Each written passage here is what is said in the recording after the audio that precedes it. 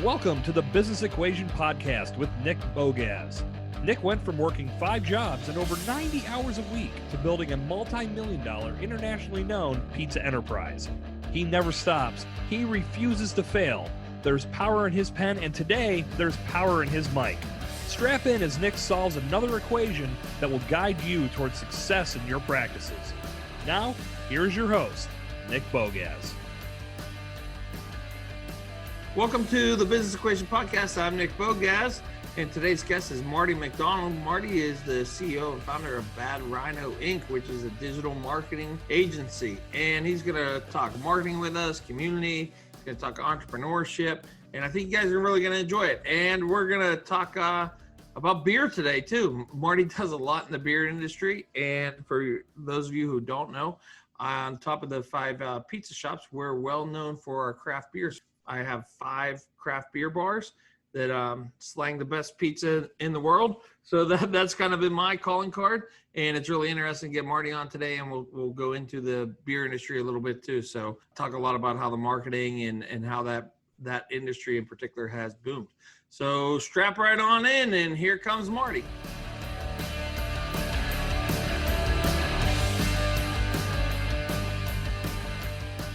Marty, welcome to the show.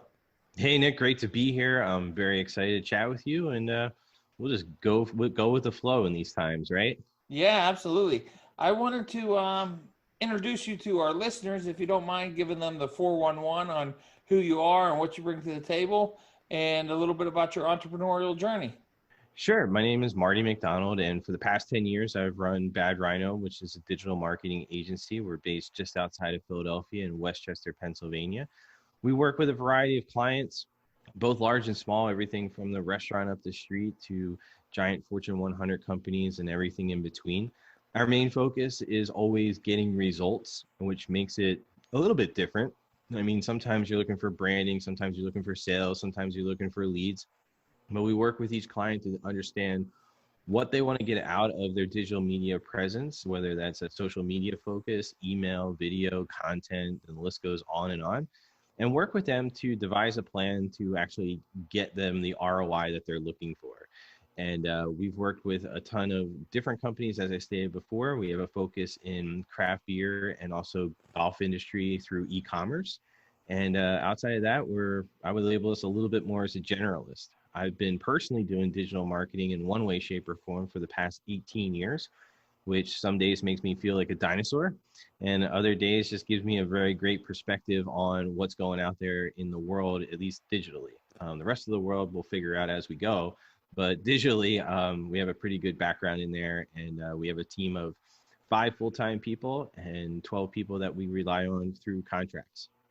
That's great. And I think what's interesting when you talk about the digital marketing is, if you've been doing it that long, I guess I can understand why you feel like a dinosaur. 18 years is a long time, and you've seen a lot of different things switch, and the internet's gotten much more vast, and then also all the different social media channels and everything like that. Sure. How do you decide where to put your clients at? Like, how do you start? And I guess a little bit broader question would be, if there's somebody out there listening that they realize that they started a business and they should be out there somewhere. Do they start with a website? Do they start with SEO? Like, where do they start? Yeah, no, that's a great question, Nick, and one we get very often. I think the big thing is starting out, just take any business. We're not going to get real particular in what kind. You first want to claim your real estate. That's what I tell everybody. Like, first thing is get your website domain set up. If you have other products or things that you need to register a domain for, let's get all that set up first. Don't get in the weeds with a lot of stuff. Keep it simple. Get that Facebook page, get it labeled the right way, YouTube channel, so on and so forth. Then from there, I would lead with your website, because people are going to find you by accident some ways. Then you always want to have that from a credibility. If we were talking about this a while ago, it might be slightly different. Best way is to start off with your website and claim all your social media real estate. Just get all those links kind of set up. Then from there, you want to devise a strategy. So if you're a restaurant, you might need foot traffic. Slightly different strategy than, say, if you're a financial planner, where people are going to research a little bit more before they might set up an appointment, and they're not just going to walk into your office. They're more than likely to opt into an email list or give you a call directly. Then from there, you want to start out. I think content is still one of the best ways to get things out there. Then you want to optimize that either through SEO or pushing that out through those social media channels and other ad platforms that you can work off of. So that's where I would start basically. So when you're talking about starting, I guess my other question would be is, I know speaking off air, you talked about how to start your business from scratch. How do you decide how to do that? Well, the first thing is you have to know your market. Okay. So a lot of people start off and they have a great idea. I've been there. You have this great idea, but you think it'll sell. You'll think things will work, but you didn't test your market. So the best way is, before you start, is understand who's going to buy your product, service, or come into your place of business. Then from there, you want to start to look at, all right, well, what's the price points that we're going to be able to sell at? What are our goals to kind of get there? And then it's a lot of testing. Some of those things might change when you find out what the market is actually looking for. So when we start off with anybody that's a startup, especially, is help them understand that they need customer avatars. They don't need 100 of them. They don't need to get down to like the super nitty gritty thinking about, well, it's going to be exactly this person. Kind of keep them broad a little bit at first, but understand what they're looking for, and then start to give them solutions to their problems or products, or, lack of an Italian restaurant in their town, that sort of stuff.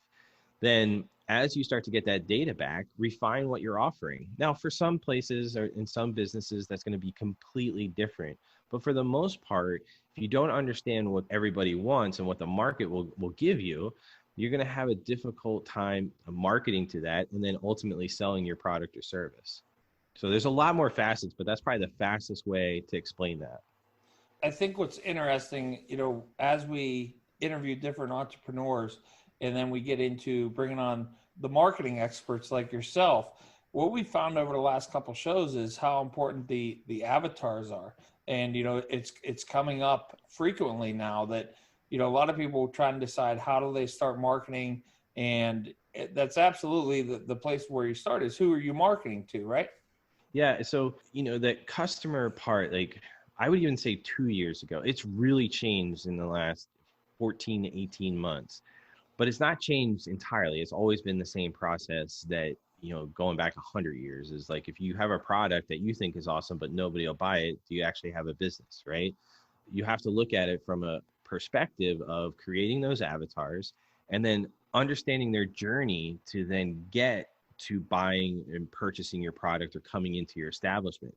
So the one thing that I always say is, no matter what, understand who you think those avatars are, but be willing to adjust as different data points come back, and then adjust your marketing to speak to that person, especially if you're online. Because online, it's a little bit different, where it used to be you'd find something via search, or you see an ad, you might click, you might buy right away. So this was something simple. I always go back to Amazon. If you remember the first time you probably purchased an Amazon book, you were like, this is great. I don't have to go to a bookstore. I don't have to do this. It just comes to my home. Well, now you fast forward 20 plus years and people are buying all sorts of things online, but they're also much more savvy. So if you don't know who you want to attract to buy your product, you're going to have a challenge, but you need to know who, so you can educate them along the way and nurture them into a sale. You mentioned that you market for restaurants and you also market for Fortune 100 companies. How do you find the approach different between those two? It's a great question. So many times when you have a smaller company and you're looking at really baseline things, like they're really focusing on dollar in, dollar out, dollar in, dollar out. How are we getting this money back, right? How are we getting this marketing dollars back? Which is a smart way to look at it. When you're dealing with a larger company, where things kind of come up, they're looking at a much broader spectrum, where they're really looking at brand awareness. They know some of it's going to be an expense. They may not get that dollar for dollar back.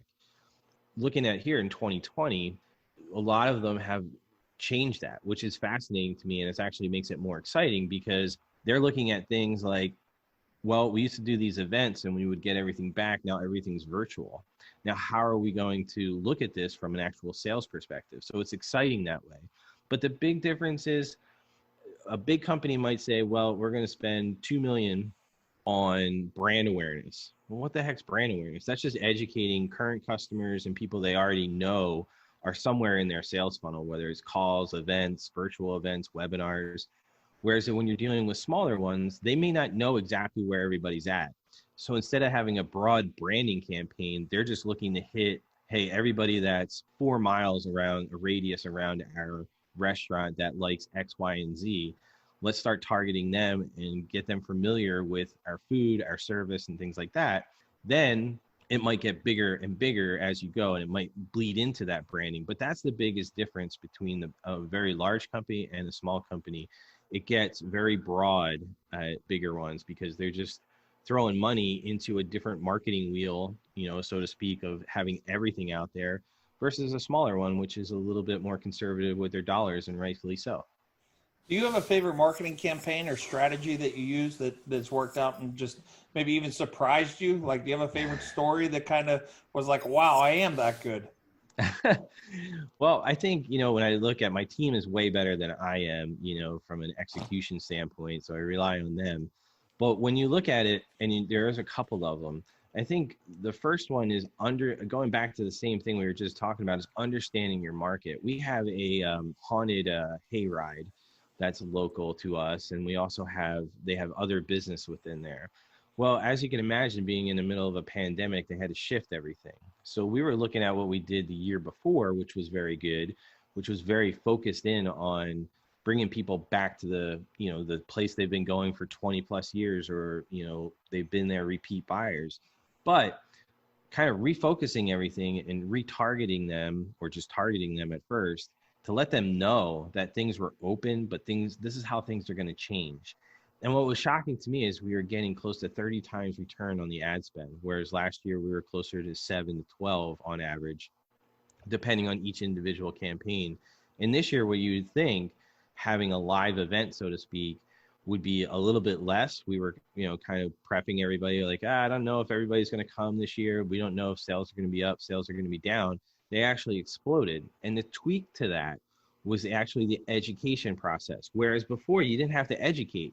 It was just simply like, hey, we're just going to show up like we've had the last 10, 15 years, and we'll be there and everything will be the same. This year, you had to educate from a standpoint of, this is why it's safe. This is the differences. This is how we're going to help you out and make sure that everything runs smooth, but it's also safe for people to attend. So that was like a mind-blowing thing where, you're getting 30 times your ad spend, right? And you're like, so everybody's happy because sales are happening. But at the same time, you didn't really know where it was going to go. So I think a lot of companies are in the same spot. A lot of startups are in the same spot. My whole point of telling you that story is that sometimes you have to jump in and think about what you think is going to work, tweak it a little bit, but make sure you follow that data as it's coming back, because we were able to expand those campaigns and they're having a banner year. That's probably one that's recent that I'm very proud of. The other ones are really getting that top of funnel interest. And what I mean by top of funnel interest is getting people to click on, a website or a landing page that starts the education process, where you might put in your cell phone or email to keep that nurturing of that lead. And the best ones that we've done there that really stand out is really creating ads that pop. And by pop, it could be a pre-roll ad on YouTube. It could be something of a remarketing campaign or a geofencing campaign that sits in the middle of a New York Times article. And those things are really fun. And I'll just say the one last thing that I'm very proud of is when we did event marketing for ourselves. So we were at Craft Brewers Conference. We geofenced the entire area that we were at. And about 2 days into the 3-day conference, the second day, we had people coming up saying, how are you doing that? Like, we see your ads everywhere. And basically we were able to target everybody at the conference through cell phone technology and geofencing, just people at those events with the hotels, the convention center, and everywhere through. So anytime that they were searching something that's related to the conference, our ads were showing up in articles, and then they were also targeted for 30 days after. And it led to a lot of business and a lot of interest. But again, it's like that top of funnel stuff for most businesses that I'm most proud of. It gets the interest and it gets the name out there before they even started to do anything. So in your business, have you found some niches where like you love to work with restaurants, or you love to work with craft breweries, or, have you found like, hey, this is kind of our bread and butter? So my business coaches and advisors would always be like, pick a niche. And we have, I mean, we've had, some of the areas that you just mentioned, craft beer and restaurants and things like that, because they were fun, and golf kind of turned into that because I'm passionate about golf. But doing good work has always been our claim to fame for the past 10 years. And even so, the majority of our business referrals and business leads come through that referrals and doing things like this, where people get to know us a little bit and they start to inquire about it. And those have been like the better marketing campaigns that we've done for ourselves in terms of getting out there, because there's one reason that I'm at an Italian food specialty store for 7 years, 7 years and more actually. Then we're also at a jeweler, and then we're also at a custom bra shop. And all of those are linked together because one person told another person how good we were doing to drive business for them. And it just kept going like that. And that's how we started. And I always thought that would fade away. So in picking a niche that we really work well in has always been listening to our customers and who they are and what they need, and delivering on that. And everything just kept growing and growing and growing over the past 10 years. Kind of a weird answer to that question, but that's the truth. That's, what we do and what we always focus on. No, I like that. I think a lot of it is you need to find things that you do well and then do more of it. And I think that's kind of what you're talking about. It's not necessarily, a niche market that you're in, but you do a niche thing. You find a small business or even a larger business, and you just do your job really, really well. And exactly. I think that's great to put it that way. When you find yourself being an agency and working with different companies, do you find yourself trying to do everything? Like if someone comes to you and says, hey, can you be a social media manager? Do you do that? If they want you to build a web page, do you do that? I know you mentioned that you work with a lot of different contractors, so I'm assuming you try to be a one-stop shop, or where do you draw the line? It's pretty funny you ask that question, Nick. I mean, I think over 10 years, we start off specifically social media. So everything else we turned away, right? For 4 years, basically until about 2014. Then what was an interesting thing was we had current clients that were saying, well, we need a website. We'd be like, oh, well, we have a couple partners. They're like, that's fine if they're doing the work, but you need to manage it because we like and we trust you. And then it was like, oh, okay. So then you're moving into website design in some way, shape, or form. And ever since then, it has evolved. Now, there's certain things we don't do, obviously, but what we've been finding in the marketplace, both small and large companies are looking for a place where they can create a trust and a relationship. And we might get one small part of their digital marketing pie, and then it's been growing ever since. And it's learning on the fly. We knew how to do a lot of those things. And we have obviously partners and people that work for us that can do those things, but we never really advertised it. And they've been growing like that.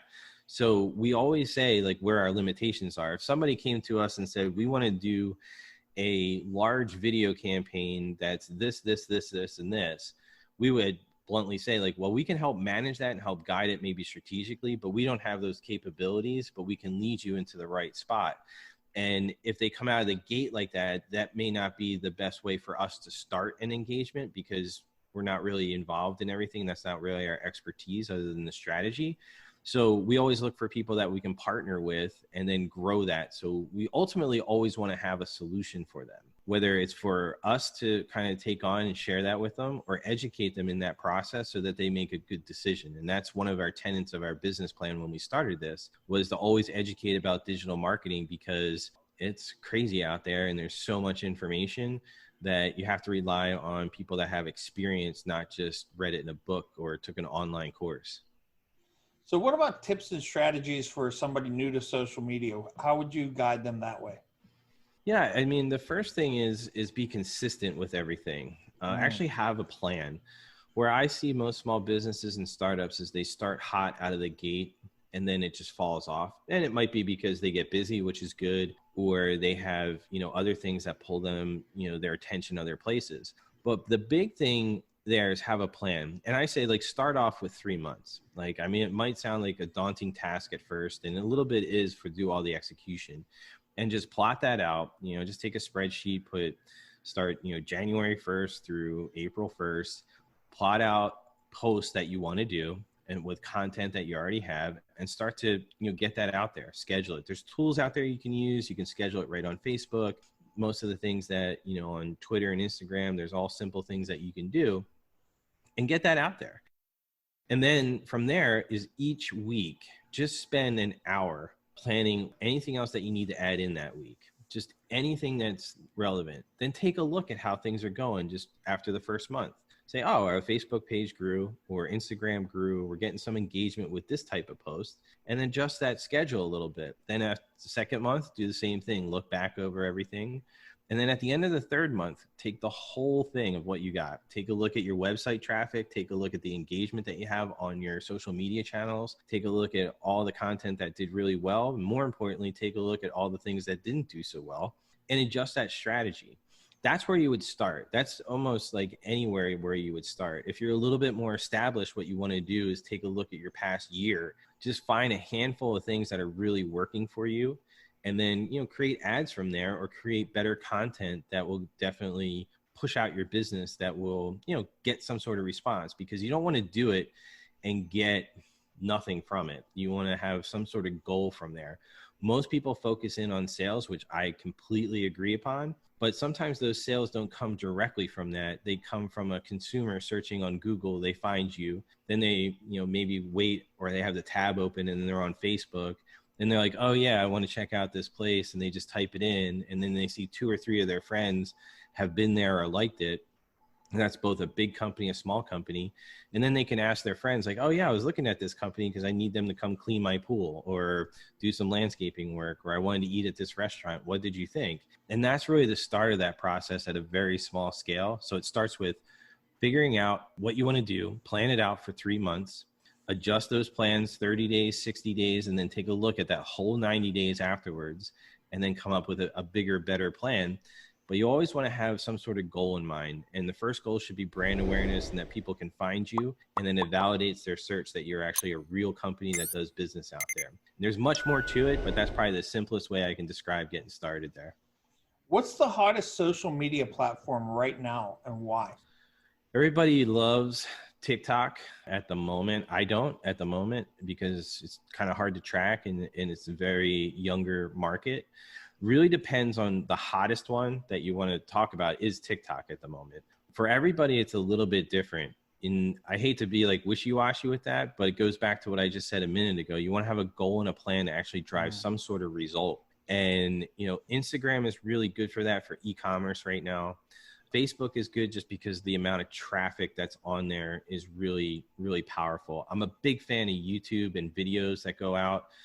Even if they're short form videos where people are just talking about their business, or they have like a tour of their facility, or even small infomercials, that works really well. But the hottest one at the moment is TikTok, and people are still trying to figure it out even now, but bigger brands are starting to jump in and starting to see some ad spend. And more importantly, they're starting to get an ROI from that. Do you think it's early for TikTok still?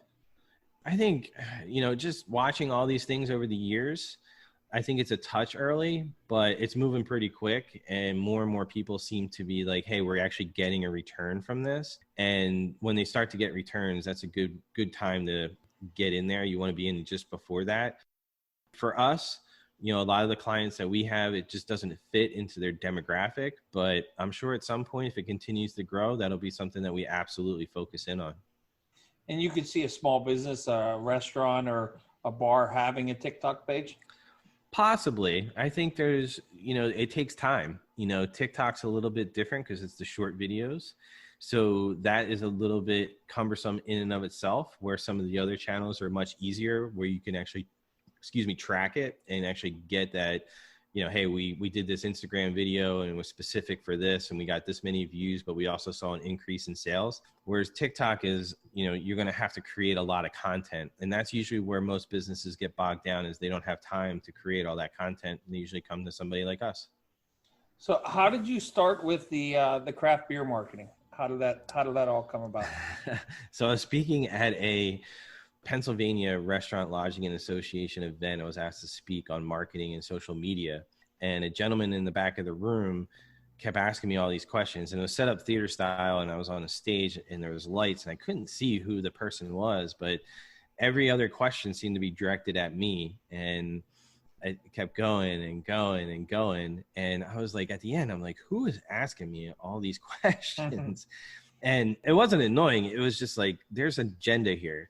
And they came over afterwards. We met for about, a minute, got a business card, got an email that night, I think it was. And the next day I was in their facility. And by the end of the week, we had signed a contract. And that's how it started. And we did really well. And they were a large one. They are still very big. And it really opened up the door of seeing like, wow, there's a growing industry, because this was back in 2014, 2015, growing industry. We have one of the biggest players in our own backyard.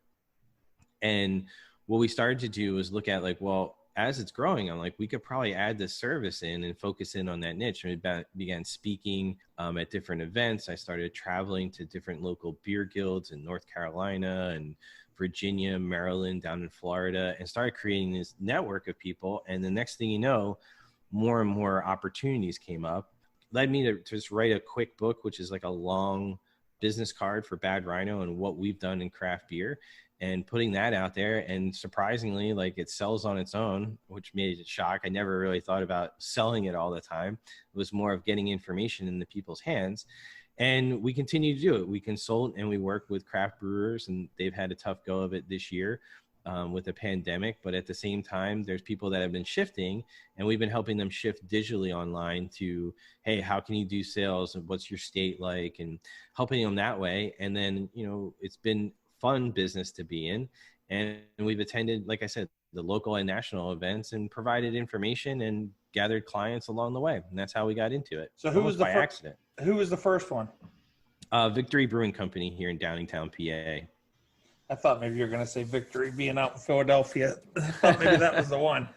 Yeah, I've gotten to know like everybody in Pennsylvania. It's a good craft beer community. And, part of it when you do something all the time, it's like, working with giant companies or working with boring products sometimes, you kind of like the excitement of being in a craft brewer, and where you can impart some things that they can implement. Some are small, so they're not necessarily ready for an agency. Others are larger, but it gives you like that little spark where, some days you're looking at 100-point touches for an email campaign with a remarketing campaign for a boring product.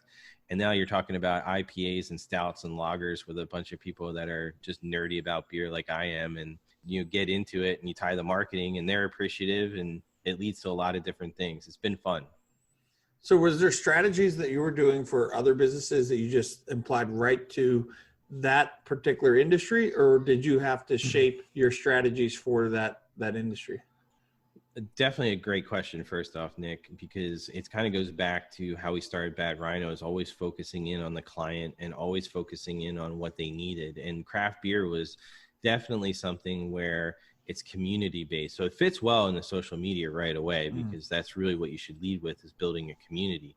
But at the same time, you can't just sell across state. You can't just sell a 6-pack. There's a lot of different things that go into it. So yeah, we did have to adjust, and you do have to adjust in each industry that you go into sometimes.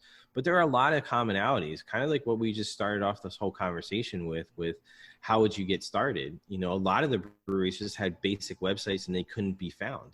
So when craft beer started to really continue to grow, if they didn't have the proper setup, so they didn't have a Google My Business page, they didn't just have they had a really simple website that wasn't SEO optimized, they wouldn't show up in searches. So that's important, because beer tourism is a big thing. Or somebody like myself might travel to a new city or a new place, and you want to go try out a different type of craft beer, or just see what the scene is like.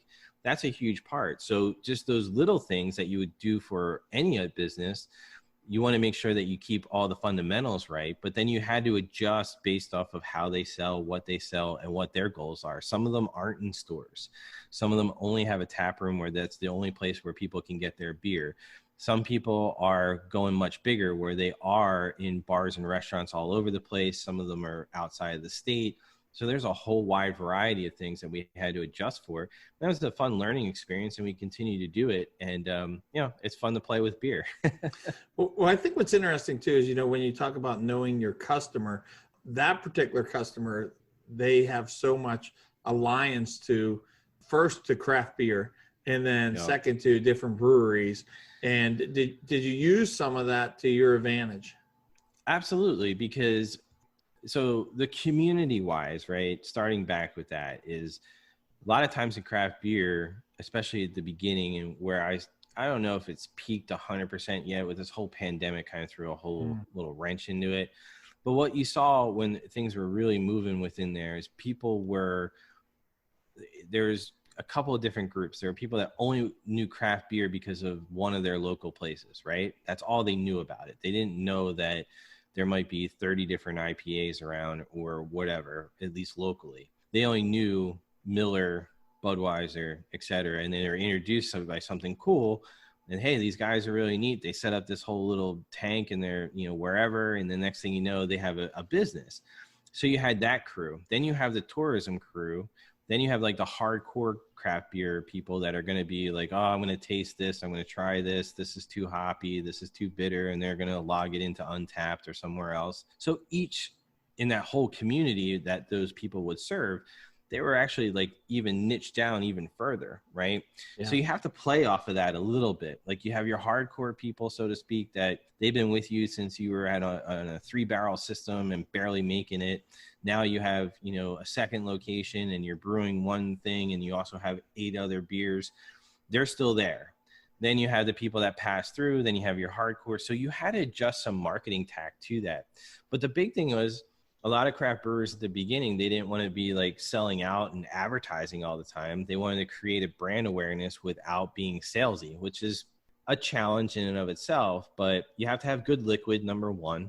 So if you don't have that, then fix that. And then number 2 is, hey, even if you have that great beer, if people don't know about it, they're never going to show up. And as that process evolved and more brewers came into their location or their area, they started to really open up to the marketing pieces and things like that. And that has been a lot of fun to watch the growth of the industry and how it became into digital marketing and branding, even on a smaller scale. They're never going to be the size of Miller. I mean, never going to be the size of Budweiser. I mean, craft beer amounts to a very, very, very small amount of beer that's in the United States. So you got to take that into the whole thing. And then you'll also have to figure out how to market, make sure they galvanize their community so that they can have consistent revenue.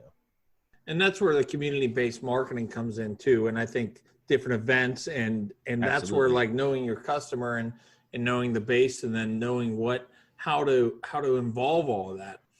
When you can start to build events around your business, that can definitely add another dimension, right? Yep. And I think there's causes. I think most craft breweries are community first minded.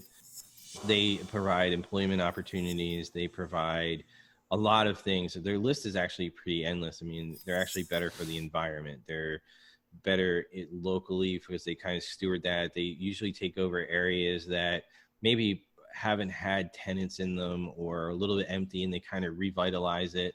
Then there's also the piece where they're bringing people together and doing those things. So all those things factor into their brand, their marketing, and all that. But also, since it's so young in an industry, is that they don't have much to kind of go back on history-wise, right, for themselves.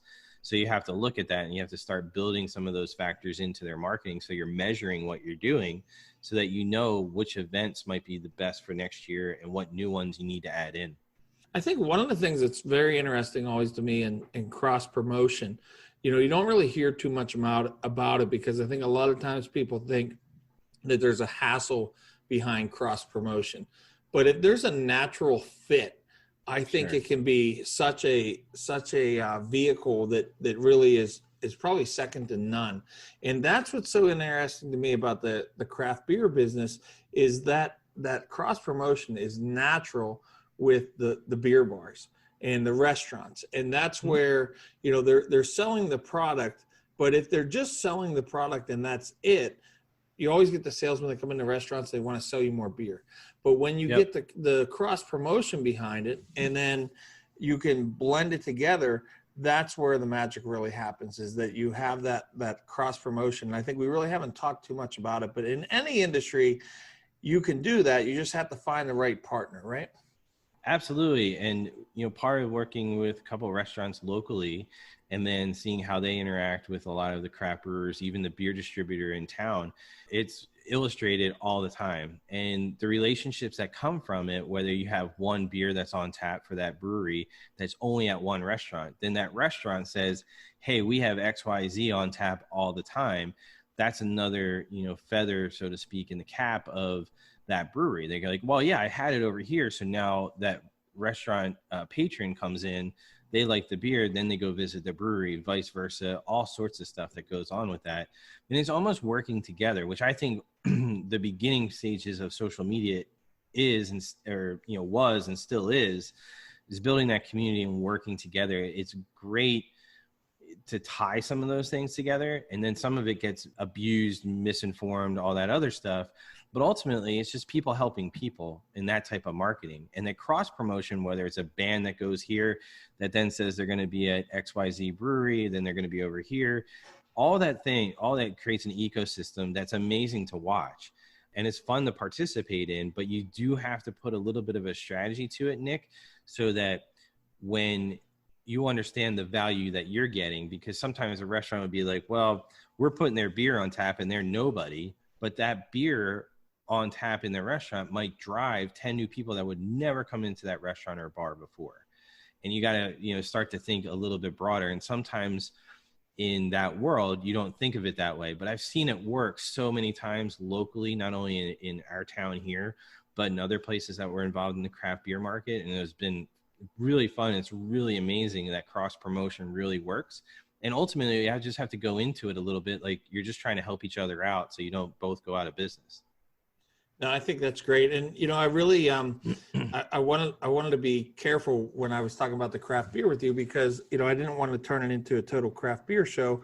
I wanted to make sure that, I could have easily done that. So I'm going to give you a disclaimer here. So I wanted to make it, so you could take this and use it in any industry. That's really what I've tried to do with the podcast from the very beginning. So I have 5 beer bars, and Jason, my producer here, and I'm going to let him in because if we saved all this content for after the show when nobody's listening, I think our listeners would kind of miss it out. But, Jason runs a few businesses all focused around craft beer, and we both from, I would say, 2012 on. So I think that was, I didn't want to spend the whole show on it, which we easily could have, but, not the kind of board of listeners who don't care about the craft beer. But I think where I wanted to kind of get the three of us to talk about is like the change of an industry. When you see it from the, what it was in 2012, 13, 14 to where it's came today. Like if you can jump onto something that booms like that, it's unbelievable what it can do for your business. Yeah, it really is. I've been amazed by it, and it's been so much fun. And that's one side of it. It's also been good business wise.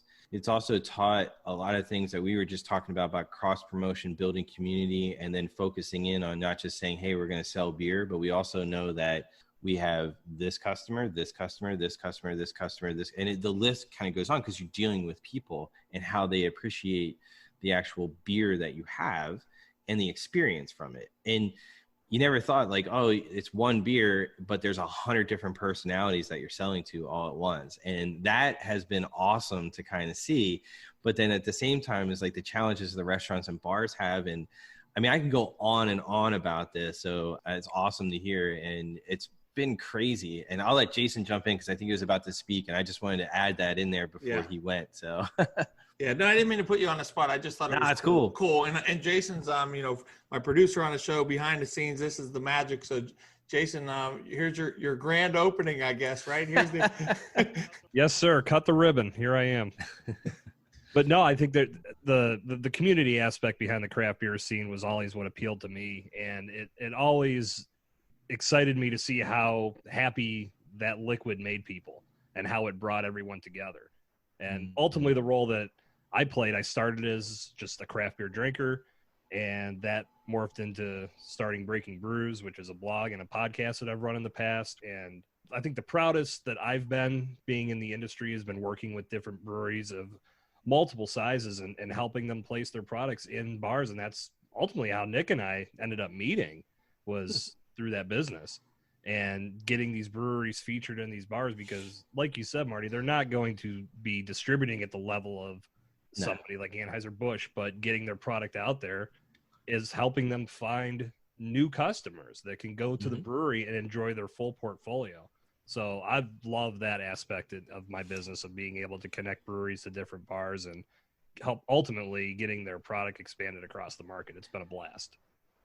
Yeah. And I mean, I probably shouldn't admit this on the podcast, but I'll say it anyway. You know, I've done a lot of legwork in the business, craft beer in the industry, I should say, I guess. And I've spent, and we'll just not let my business partner hear this, but I've definitely spent multiple hours and projects of like stuff that we probably should have got paid for in conversation because of exactly what you just said, Jason. Like I could sit there and have like, and again, I probably shouldn't say this out loud either, but I will. But if you see me and you want to get marketing information, just keep buying me beer, man. And you'll get as much as you want to hear from me, right? And, you know, I would say, you know, once we get about 6, like kind of keep everything kind of like, you know, maybe not take as many notes because I might get off track. But I've done that, but because the community, and you're right, man, like I think people that don't understand it, and I get it, you know, everyone has their own thing, you know, it may not be beer, it might be wine, it might be, you know, playing a sport, might be whatever. But the conversations they have around beers, like I used to sit there and I was like, the one time I was sitting there talking about it, I'm like, do you realize like this entire country was kind of formed by a bunch of dudes sitting around in pubs, underground pubs in the US? And everyone was like, what? And I was like, well, Mike, think about it too. And, you know, and you just go through, and when you know all of like in where we're at Philadelphia, when you know all the underground pubs that were here hundreds of years ago, you're like, why were they like that? And then you're like, oh yeah, because they couldn't come out in the open and they were discussing all sorts of stuff. Who knows? But it's really fascinating around that. And I find that like when you get connected with beers, like there's a certain earthiness to it. Like it's just real. People kind of drop everything. You kind of stay away from any like really hardcore topics that, you know, people are around. They just want to have a good time and relax for a little bit. I don't see that as often with other things. I see it a lot around beer. So I would get excited and it was like, hey, we'll talk about marketing piece. How can I help you out? And then it just became like, how can I help? Like, let me help. Like, let me, you know, you guys aren't doing some basic things, and we want to get people involved in the industry. And the more that you stay in business, the better off I think communities will be, because people have a spot to get together. They have other things that they can do, whether it's cleaning up a park or other, you know, charitable endeavors. And I think that's all good for people, is bringing them together and doing it. And I saw a ton of it in craft beer, and it just got me excited all the time. And then I saw the restaurant side of it, and the ones that got it, I think were flourishing, and the ones that didn't get it were just angry. And I think it feeds into your business. So I'll shut up now. That's great. No, I think a lesson that every business can take, no matter what they are, is just is focusing on that community aspect and working together and helping in any possible way that they can to create those connections, because that's what people are looking for. I think that helps 100%. buy your brand message no matter what industry you're in. Yeah. And that's why I do all these podcast interviews. I have my own podcast, and just meeting people, and you create that, like, you know, interaction. And I saw a ton of it in craft beer, and get you excited. And, you know, there's a lot of times where I'm at other events where I'm like sales hat on only, you know, grow my agency, get, you know, new opportunities. And the craft beer ones, man, I mean, not saying let loose like I was just pounding beers all day, but you were just like talking in conversation, and people come up to you. Like, I mean, I had some big names of people just interacting with that turned into really good advice. Some of it turned into like, hey, I think you're a little early to have an agency here, but here's where I see it. And I'm not going to mention those names, but they've been in the business for a long time. I have a couple of things that are going on right now that were put on hold for the pandemic that I was really excited for back in March. But there's kind of like the evolution of the craft beer business. And some of it is very interesting. We'll see where it goes. And other parts of it were just, hey, you're going to have to wait, because as this industry matures, they're going to need you to kind of keep that spirit alive through their marketing.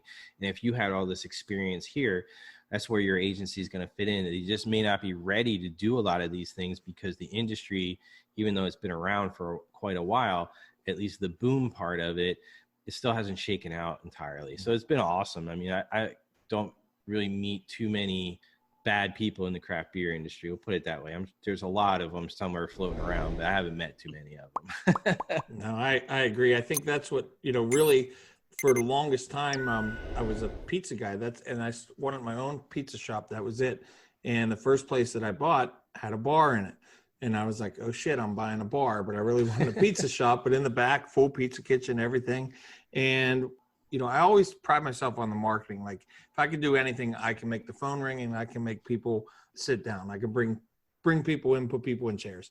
So, when I saw back then that the biggest thing going on was craft beer, and I decided I don't want the Miller Lite girls on a Friday night. I'd rather have the brewer with the big beard come in and, pass around the keg pass around samples of the keg that he made this week at the brewery down the street. Like that was, and then, 2012, I found Facebook paid ads, and I learned how to do it, and I just pounded the Facebook paid ads, and we started doing all these events. And, we're in Pittsburgh. We would travel to Philly for Philly Craft Beer Week, and I figure out how they were doing their craft beer week. And then I'd come back and do all these crazy craft beer events. And then long story short, we're 8 years into our business. About year 4 or 5, we started to really get recognized for our pizza globally. Nice. All across America, win world's best pizza, stuff like this. It was like it came full circle, but really like there's a special place in my heart for the craft beer industry. That's where I kind of felt like, I always go back and forth because I don't ever want to make the show about like me. I want to make about, where people can listen to it and pick up different aspects. But I think, we did a nice job of trying to build that all in that, hey, in any industry that you're in, if you find the good people and you work with them, that's when the magic happens. See, and Nick, I think full circle in this is an illustration of how a lot of things in business, in my opinion, even if it's virtually, like I never met you guys, I don't think personally. And, but then at the same time, it's like, here we are meeting on a podcast on a Zoom call, like, how does that come about, right? And I already feel like, let's just crack a couple of beers now and like let's just keep this conversation going. And there's a piece of that I think is missing in the digital space. And I think a lot of it comes when I say content for a small business, kind of taking this full circle of what we talked about at the very beginning, is, what the three of us are just doing right here is creating that content, but it's in a relaxed format, talking about things that we know and experience wise. And I think as a small business owner or a startup or even experienced, you have to talk about those things and you have to like relate to somebody because you might not think it's important. And I used to struggle with this all the time and your ego gets in the way, but there's somebody out there that's probably going, how did I ever get into a pizza business? Now I have a craft beer bar. Now I have this. And they're just trying to relate to somebody else. And I'm kind of generalizing this, obviously, but, not making it about yourself. But this is like real life. Like if we just met at a bar and then we were just talking, like all this stuff would probably come out. Be like, oh, yeah, I do this. And then I do that. And that's what I think the digital space and doing podcasts, videos, and interviews like this, I think that's one of the things where it's evolving to where you can get to know people better. And hopefully we're all somewhere at a bar or a restaurant or other place where you can interact with human beings at some point soon again, right? Yeah, absolutely. Yep, I miss those days. Marty, thanks so much for being on the show today. We really appreciate it. Where can people find you if they want to get more of you? Sure. So badrhinoinc.com. So BADRHINO. RINOINC.com. So our site's right there. If you just search Bad Rhino and Marty McDonald, you'll see me everywhere. The second thing is, if you have a specific question, you heard me on this podcast, you can just email us at info@badrhinoinc.com and somebody will get back to you. If you had a specific question that Nick or even Jason making his first appearance on a podcast, his grand appearance there, just let me know. We'll get back to you as soon as we can, but a real person will actually answer your question. So I always do that for everybody. Now it's time to solve the equation to Marty's success. Marty, are you ready for our 7 rapid fire questions? I'm ready, man. All right, cool. We're going to throw an 8th one in about beer too. So best seminar or teaching you've ever been to? The best seminar and teaching I've ever been to has been anything by Dan Kennedy. I have his books. I have everything floating around. That's been just great, but I use that all the time. Favorite item you've bought recently under $100? So that has to be golf related right now. So actually it was 2 hats that I bought out in Colorado. They're comfortable. They're Lucky brand hats. I don't know if you're familiar, but I got a big Irish head and it's hard to find hats that fit. Name an idol or hero of yours that you've met in person. Joe Paterno. Favorite book to give as a gift. Think and Grow Rich. Great book, my favorite. Something you do every morning before you brush your teeth. Usually think about what the hell I got to do the rest of the day. Your personal mantra or favorite quote. Just keep going. Place you go to decompress and reset. Golf course. One beer that you've drank only once, but you'd give your right arm to drink again. Man, that's a great question. Only once? Russian River Blind Pig out at Russian River, though. Ah, got it. I was going to say in Philly, you guys are spoiled. You get that all the time. Get it all the time, but Not from the brewery, right? not from there. And I also add one other one. It's Okay. not craft beer, but it's Heineken at the Heineken Brewery in Amsterdam. Special. Totally different. Marty, thanks so much for being on the show today. We really appreciate it. Thank you very much. Hey, thank you guys. I appreciate it.